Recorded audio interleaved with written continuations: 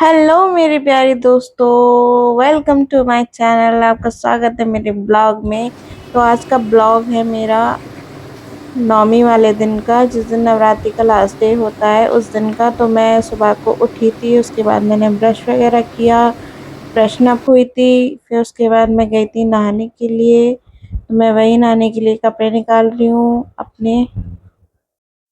फिर मैं चली गई थी नहाने। मेरे को नहाकर खाना भी बनाना था।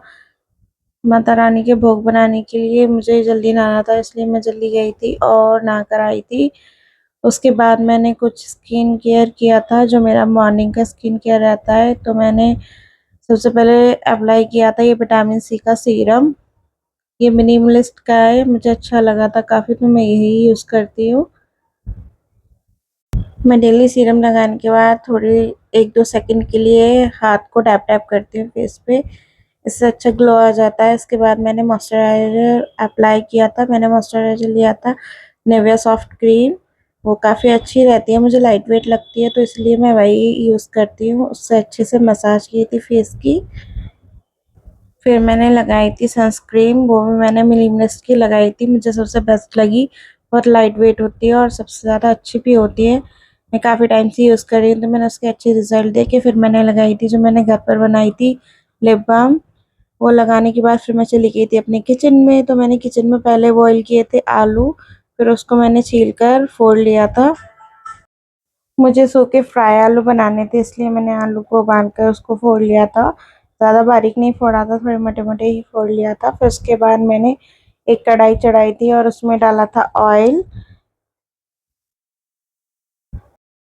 जब ऑयल अच्छे से गर्म हो जाए तो उसमें मैंने डाली थी हींग। मुझे हींग वाले ही आलू बनाने थे, इसलिए मैंने हींग थोड़ी ज़्यादा यूज़ की थी। और उसके बाद मैंने डाला था जीरा। जीरे को हाथ से रगड़ के डालो तो उसमें एक अच्छा ही फ्लेवर आता है। जब अच्छे से मेरा ना ऑयल थोड़ा ज़्यादा गर्म हो गया था, इसलिए मैंने गैस बंद कर दिया था। फिर दोबारा से ऑन किया था और उसमें आलू डाल दिए थे। मैंने आलू में लाल मिर्च डाल दी थी पहले ही। तो उसके बाद मैंने वो सब आलू डालकर उसको अच्छे से चला लिया था और उसमें स्वाद अनुसार नमक डाल दिया था।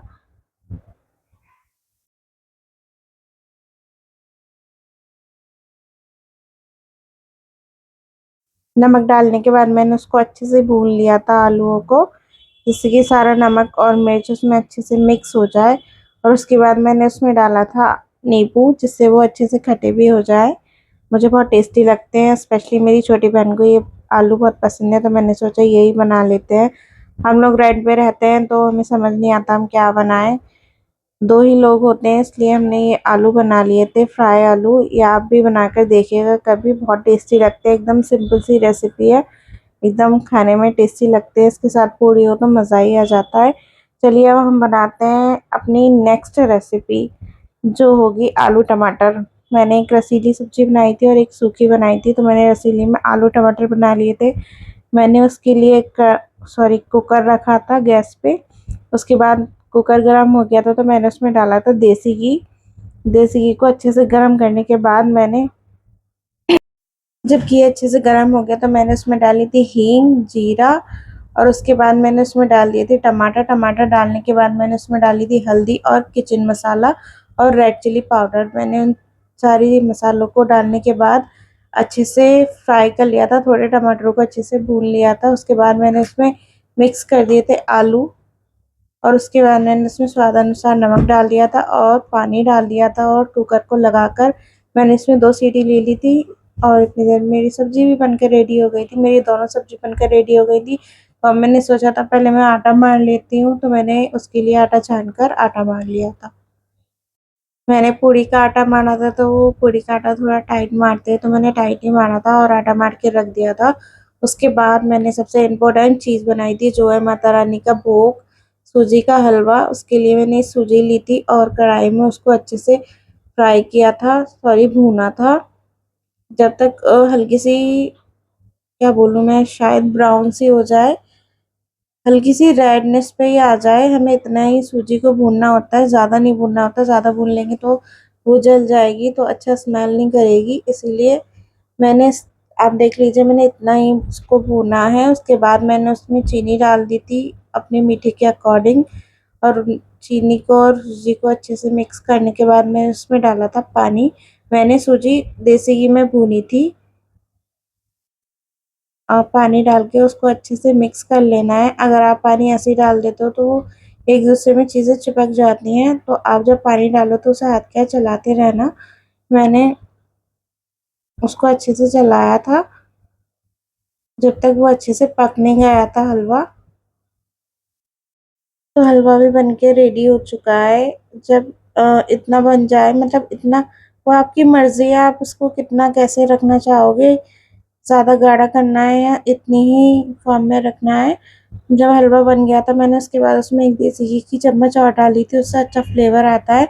मैंने सूजी कम घी में ही भूनी थी, इसीलिए मैंने बाद में भी देसी घी डाला, क्योंकि मुझे ऐसा ही हलवा अच्छा लगता है। मैंने कोई ड्राई फ्रूट्स नहीं डाले थे, आप चाहो तो इसमें कोई ड्राई फ्रूट्स भी ऐड कर सकते हो। उसके बाद मेरा हलवा भी बन के रेडी हो गया था, तो मैंने सोचा चलो पूड़ियाँ ही बना लेते हैं, तो मैंने उसके बाद बनाई थी पूड़ियाँ।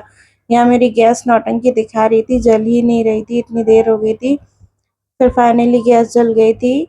उसके बाद मैंने उस पर रखी थी कढ़ाई, और कढ़ाई में डाला था मूंगफली का तेल।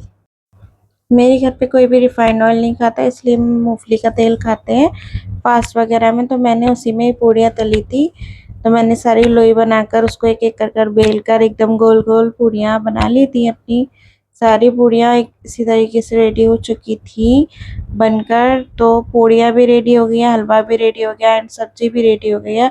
अब रह गई है एक ही चीज़, जो है काले चने। हलवा चने बनते हैं नवमी वाले दिन हमारे घर पर, आई थिंक सभी के घर पर बनते हैं। पूजा के लिए माता रानी का भोग होता है, तो मैंने उसके लिए कुकर रख दिया था। मैंने चने भिगो दिए थे रात ही। तो अब मैंने कुकर रखा है और उसमें डालूंगी मैं काले चने सिंपल। मैंने पूछा था अपनी मम्मी से, मम्मी बोल रही थी फ्राई कर कर ही माता रानी का भोग लगाते हैं, पर मेरे पास इतना टाइम नहीं था, तो मैंने कुकर में ही देसी घी डाला था और उसमें हींग जीरे से एक बार में तड़का मारकर ही उसको उबालने रख दिया था। इससे वो चने फ्राई भी हो गए थे और उबले हुए भी नहीं रहे थे। तो आपके पास भी टाइम ना हो, टाइम की कमी हो, तो आप ये काम कर सकते हो। पूरा खाना बनाने के बाद मैंने पूजा की थी, अग्यारी की थी, धूप वगैरह सब चढ़ाने के बाद, आरती करने के बाद, माता रानी का भोग लगाने के बाद हम लोग चले गए थे मंदिर, और मंदिर में माता रानी का भोग लगाया था। उसके बाद हमने कन्याओं को प्रसाद बांटा था, केले बांटे थे, चिप्स बांटे थे। वैसे तो हम कन्या मम्मी ने घर पर ही जमा दी थी, और हम लोगों ने इसी तरीके से, मतलब हमारे यहाँ पर ऐसे बच्चे मिलते नहीं हैं, तो इसीलिए मैंने उनको ऐसे ही कुछ चीजें बांट दी थी और सबके पैर छुए थे, आशीर्वाद लेते। छोटी छोटी कन्याओं में तो माता रानी का रूप होता है। फिर उसके बाद हमने मंदिर में पूजा की थी, जल चढ़ाया था भोले बाबा को।